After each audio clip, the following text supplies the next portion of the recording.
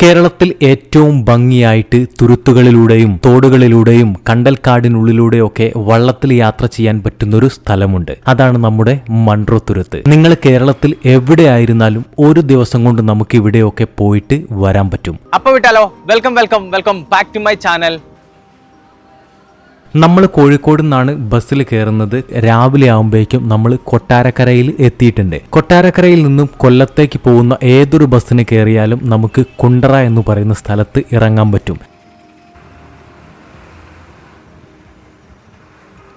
നമ്മളിപ്പം ബസ്സിനകത്ത് കുണ്ടറയിലേക്കാണ് പോയിക്കൊണ്ടുള്ളത്. ഈ റൂട്ടിൽ ബസ്സുകൾ ഒരുപാടുണ്ട്. അതുകൊണ്ട് തന്നെ ഏതൊരു സമയത്ത് വന്നാലും ഒരു പ്രശ്നവുമില്ല.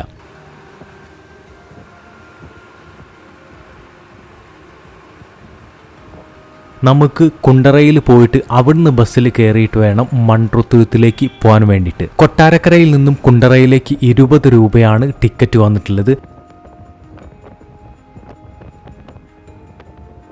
അങ്ങനെ വളരെ കുറച്ച് ദൂരം മുൻപോട്ട് വന്നപ്പോഴേക്കും നമ്മൾ കുണ്ടറയിൽ എത്തിയിട്ടുണ്ട്. ഇവിടുന്ന് ഈ കാണുന്ന റോഡ് കണ്ടോ, ഇതിലെയാണ് മൺട്രോ തുരുത്തിലേക്ക് പോകുന്ന ബസ്സുകളൊക്കെ പോവുക. അതുകൊണ്ട് തന്നെ നമ്മൾ ഇവിടെ ബസ് ഇറങ്ങിയിട്ട് ഈ ഒരു ഭാഗത്ത് വന്ന് നിന്നാൽ മതി.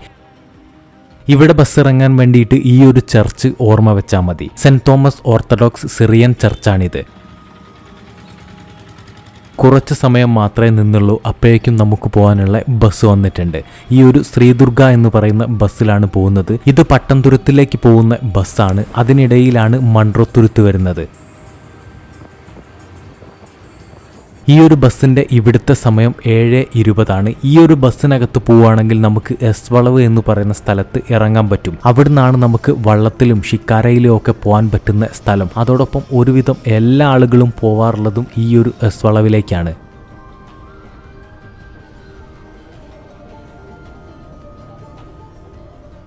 ഇവിടുന്ന് അങ്ങോട്ടും നമുക്ക് 20 രൂപ മാത്രമാണ് ടിക്കറ്റ്. നമ്മളെന്തായാലും ഒരു 2-3 ദിവസം ഈ ഒരു കൊല്ലത്തുണ്ട്. അച്ചൻകോവിലും അതോടൊപ്പം റോസ്മലയിലും അമ്പനാടൊക്കെ ഒന്ന് പോകണം. ആ ഒരു വീഡിയോ ഒക്കെ നിങ്ങൾ കണ്ടിട്ടുണ്ടാവും അല്ലേ? ഇല്ലെങ്കിലേ അതിൻ്റെ ലിങ്ക് നമ്മൾ വീഡിയോയുടെ താഴെ കൊടുക്കുന്നുണ്ട്.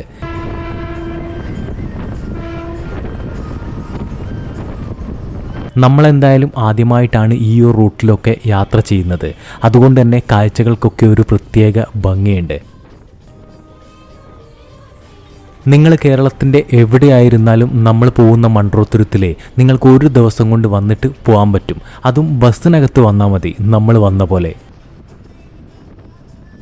ബസ്സിനകത്തൊക്കെ ഇതേപോലെ യാത്ര ചെയ്യുന്ന സമയത്ത് ഒറ്റയ്ക്കായി പോവോ, അവിടെ എത്തിയിട്ട് നമ്മൾ പെട്ടുപോവോ എന്നൊക്കെ നമ്മളിങ്ങനെ ചിന്തിക്കാറില്ലേ? അങ്ങനത്തെ ഒരു ചിന്തയും വേണ്ട. നമ്മൾ എതിലെ പോകുന്ന സമയത്തും നമ്മളെ സഹായിക്കാൻ ആരെങ്കിലും ഒക്കെ ഉണ്ടാവും. മൺട്രോ തുരുത്ത് കാണാൻ പോവാന്ന് പറഞ്ഞ സമയത്തെ കണ്ടക്ടറുടെ അച്ഛൻ അവിടെ തോണിയിൽ പോകുന്നയാളാണ്. അപ്പം ആ ഒരു തോണിയിൽ തന്നെ നമുക്ക് അവിടുത്തെ സ്ഥലങ്ങളൊക്കെ കാണാൻ പറ്റുമെന്ന് പറഞ്ഞ സമയത്ത് അവരെ വിളിച്ചിട്ടൊക്കെ സെറ്റാക്കിയിട്ടാണ് ഇങ്ങനെ മുമ്പോട്ട് പോകുന്നത്.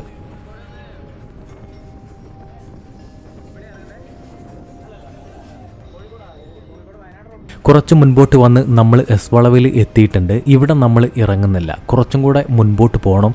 ഇവിടുന്ന് അങ്ങോട്ട് ഇതേപോലത്തെ തുരുത്തും കണ്ടൽക്കാടിൻ്റെ കാഴ്ചകളും ഒക്കെയാണ് കാണാനുള്ളത്. ഇവിടെയൊക്കെ എത്തിയപ്പോഴേക്കും കാഴ്ചകൾ ഇങ്ങനെ തുടങ്ങിയിട്ടുണ്ട്.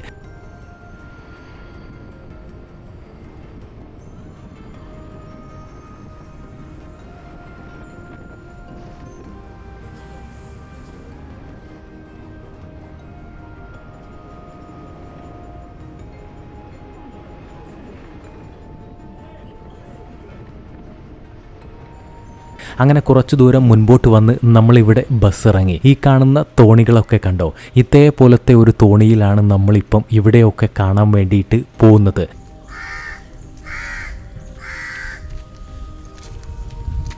ഇവിടെ ചുറ്റിക്കാണാൻ വേണ്ടിയിട്ട് ഇതേപോലത്തെ കയാക്കിങ്ങും ഉണ്ട്.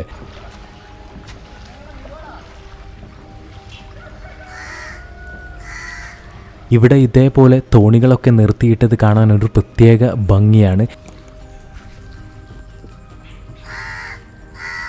ഇനി ഇവിടുന്ന് അങ്ങോട്ടേ തോണിയില, അതുകൊണ്ട് ലൈഫ് ജാക്കറ്റ് നിർബന്ധ. അതൊക്കെ ഇട്ടിട്ട് ഈ ഒരു തോണിയിലാണ് പോകേണ്ടത്. ഇന്നലെ മഴ പെയ്തിട്ടുണ്ടായിരുന്നു എന്ന് പറഞ്ഞു, അതുകൊണ്ട് തോണിയിലൊക്കെ അത്യാവശ്യം വെള്ളമുണ്ട്.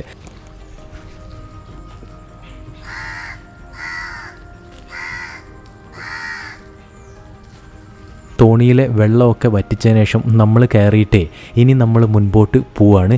ഇനിയാണ് ശരിക്കും കാഴ്ചകൾ കാണാനുള്ളത്.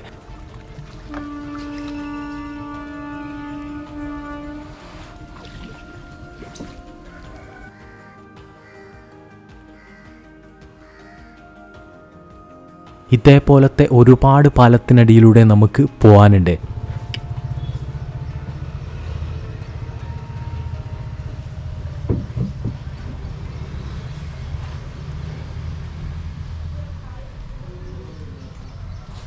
ഈ ഒരു പാലത്തിൻ്റെ മുകളിലാണ് നമ്മൾ നേരത്തെ ബസ് ഇറങ്ങിയിട്ടുള്ളത്.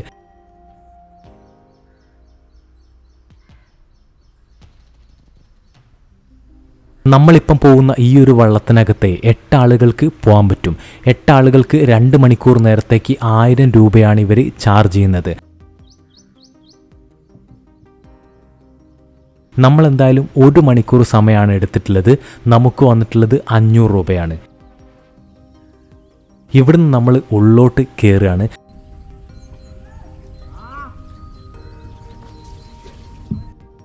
ഇതാണ് നമ്മുടെ രാധാകൃഷ്ണേട്ടൻ. ഇവരെ നമ്പർ നമ്മൾ വീഡിയോയുടെ താഴെ കൊടുക്കുന്നുണ്ട്. നിങ്ങളിവിടെ വരുന്ന സമയത്ത് എന്തെങ്കിലും ആവശ്യമുണ്ടെങ്കിൽ ആളെ വിളിച്ചാൽ മതി. തോണിയിനകത്ത് ഇവിടുത്തെ ഒരുവിധം എല്ലാ സ്ഥലങ്ങളിലേക്കൊക്കെ ആള് കൊണ്ടുപോയിക്കോളും. പിന്നെ വരുന്ന സമയത്ത് ഒരു 2-3 മണിക്കൂറെങ്കിലും നിങ്ങൾ ഇതിലെയൊക്കെ കറങ്ങണം കേട്ടോ. ഇവരൊക്കെ ഇവിടെ തന്നെ താമസിക്കുന്ന ആളുകളാണ്. അതുകൊണ്ട് തന്നെ നമുക്ക് ഒരുപാട് കാഴ്ചകളും കാണാൻ പറ്റും.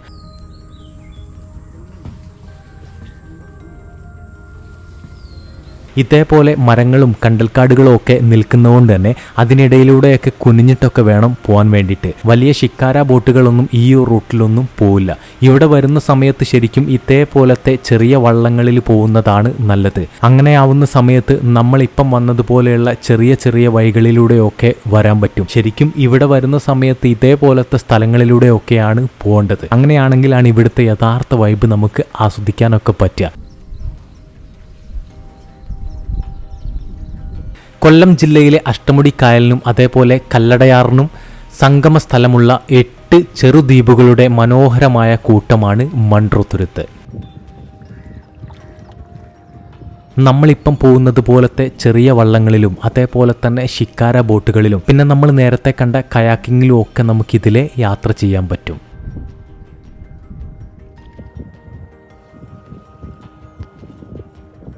ഇവിടെ വരുന്ന സമയത്ത് ഇവിടുത്തെ ഗ്രാമങ്ങളിൽ കയറി പിരിക്കുന്ന കാഴ്ചയും മീൻപിടുത്തവും പരമ്പരാഗത രീതിയിലുള്ള കൃഷികളും ഒക്കെയാണ് കാണാനുള്ളത്. നമ്മൾ രാവിലെ നേരത്തെ വന്നുകൊണ്ട് ഇപ്പം തിരക്ക് വളരെ കുറവാണ്. വൈകുന്നേര സമയങ്ങളിലാണ് ഇവിടെ ഏറ്റവും കൂടുതൽ ആളുകൾ വരാറുള്ളത്.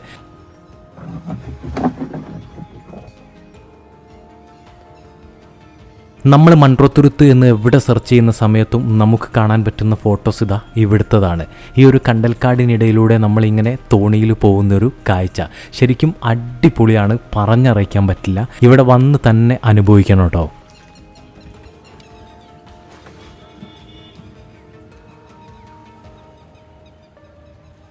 നമ്മൾ ഇതിലെ മുൻപോട്ട് പോകുന്നത് കണ്ടൽക്കാടിനിടയിൽ ഇറങ്ങിയിട്ട് നമുക്ക് ഫോട്ടോ എടുക്കാൻ പറ്റുന്നൊരു സ്ഥലമുണ്ട്.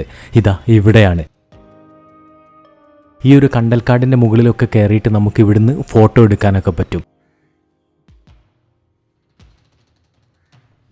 ഇവിടെ ഇങ്ങനത്തെ കുറച്ച് പ്രധാനപ്പെട്ട സ്ഥലങ്ങളുണ്ട്. അതോടൊപ്പം കുറച്ചും കൂടെ മുൻപോട്ട് പോയിട്ടേ നമുക്ക് ഇറങ്ങി നിൽക്കാൻ പറ്റുന്നൊരു ഭാഗമുണ്ട്.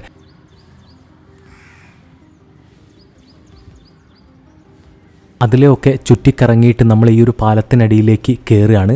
നേരെ ഇരുന്നാൽ തല എപ്പം മുട്ടിയെന്ന് ചോദിച്ചാൽ മതി. അതുകൊണ്ട് കുനിഞ്ഞ് ഇരിക്കണം. നമ്മൾ യാത്ര തുടങ്ങിയ സമയത്ത് 2 പാലത്തിനടിയിലൂടെ യാത്ര ചെയ്തിട്ടുണ്ടായിരുന്നു. പക്ഷേ ആ ഒരു പാലത്തിന് കുറച്ച് ഹൈറ്റ് ഉണ്ടായിരുന്നു. ഈ ഒരു പാലത്തിന് ഹൈറ്റ് വളരെ കുറവാണ്. അതുകൊണ്ട് നല്ല പോലെ കുനിഞ്ഞിരിക്കണം. ഇല്ലെങ്കിൽ തല എപ്പം പൊട്ടിയെന്ന് ചോദിച്ചാൽ മതി. നമ്മൾ വീട്ടിലേക്ക് പോകാൻ വേണ്ടിയിട്ട് നടന്നിട്ടോ ഇല്ലെങ്കിൽ ബൈക്കിലോ കാറിലോ ഒക്കെ അല്ലേ പോകാറുള്ളത്. നമ്മളിപ്പം പോകുന്ന ഈ ഒരു തുരുത്തിൽ തന്നെ വള്ളത്തിൽ മാത്രം പോകാൻ പറ്റുന്ന വീടുകളൊക്കെ ഉണ്ട്. നമ്മുടെ നാട്ടിലൊക്കെ ഒരു വീട്ടിലൊരു ബൈക്ക് എന്തായാലും ഉണ്ടാവും. അതേപോലെ തന്നെയാണ് ഇവിടുത്തെ വീടുകളിൽ ഒരു വള്ളം എന്തായാലും ഉണ്ടാവും. ഇവിടുത്തെ വീട്ടിലെ ആളുകൾക്ക് അങ്ങോട്ടും ഇങ്ങോട്ടും പോകാനും സാധനങ്ങൾ കൊണ്ടുപോകാനും മീൻ പിടിക്കാനും ഒക്കെ ഇവിടുത്തെ ആളുകൾ വള്ളം തന്നെയാണ് ഉപയോഗിക്കുന്നത്.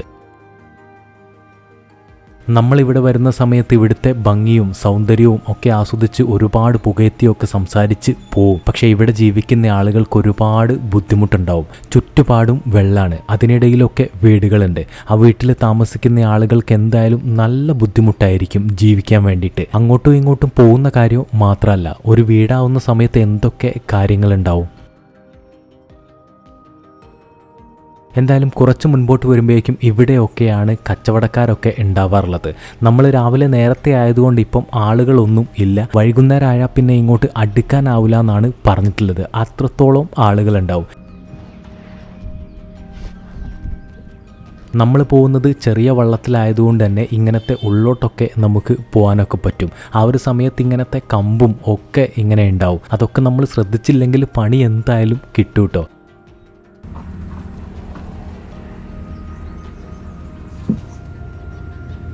നമ്മളൊക്കെ ഒരുപാട് തിരക്ക് പിടിച്ച ഓട്ടത്തിലാണ്. ആ ഒരു ഓട്ടത്തിൽ നിന്നും ചെറിയൊരു ആശ്വാസം കിട്ടാൻ വേണ്ടിയിട്ട് ഇതേപോലത്തെ യാത്രകളൊക്കെ നല്ലതാണ്. ശരിക്കും ഇവിടുത്തെ വള്ളത്തിനകത്തുള്ള യാത്രയെ നമ്മുടെ മൈൻഡൊക്കെ ഒന്ന് കൂളാക്കും.